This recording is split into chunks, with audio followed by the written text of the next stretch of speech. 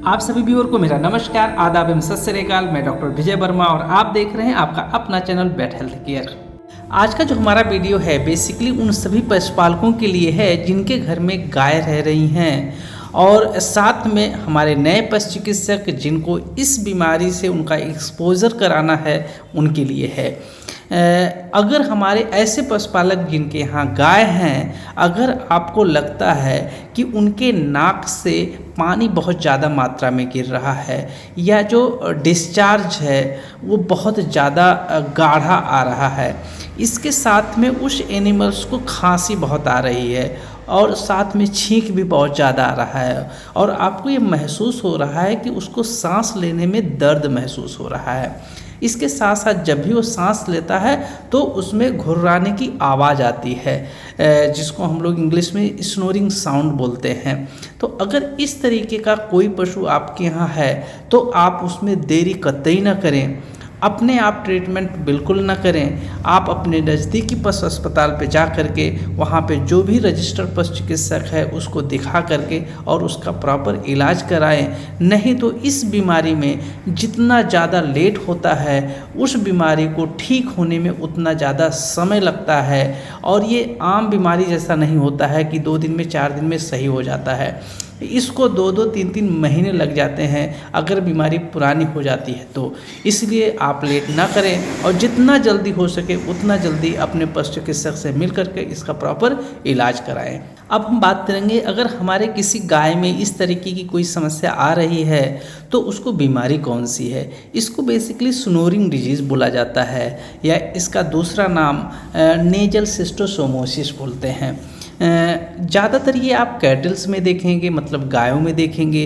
ये बीमारी आपको बफेलो में या भैंसों में देखने को बहुत रेयर मिलती है या अगर उसमें होता भी है तो उसमें बहुत ज़्यादा इफेक्ट उस एनिमल को नहीं करता है।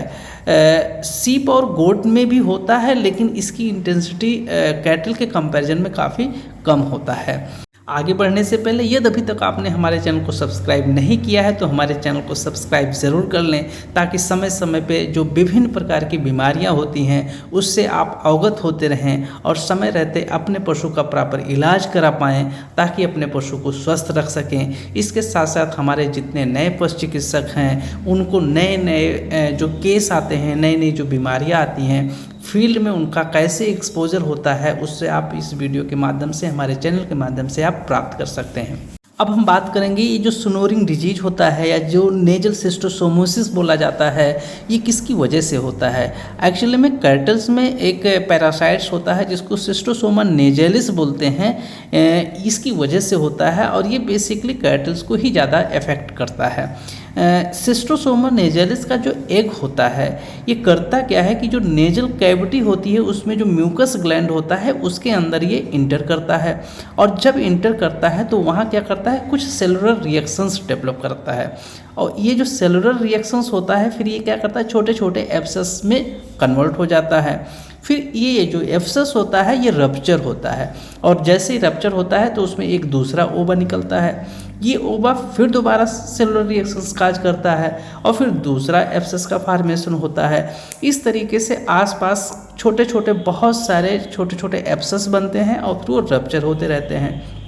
फिर इसमें क्या होता है कि ये जो एब्सेस डेवलप हो रहा है इसी में फाइब्रोसिस होने लगती है और ये फाइब्रोसिस क्या करता है कि धीरे धीरे आप अगर देखेंगे या फिंगर डाल करके पल्पेट करेंगे, जैसा कि आप इस समय देख रहे हैं रनिंग वीडियो में चल रहा है, ये कॉलीफ्लावर लाइक ग्रोथ आपको दिखाई पड़ेगा। मतलब जैसे जो कॉलीफ्लावर होता है, हम अगर फिंगर्स को अपने उसके ऊपर स्लिप कराते हैं तो जो फीलिंग आती है वैसी ही फीलिंग कुछ इसमें आप जब अपने फिंगर से उसको पल्पेट करेंगे तो आएगी।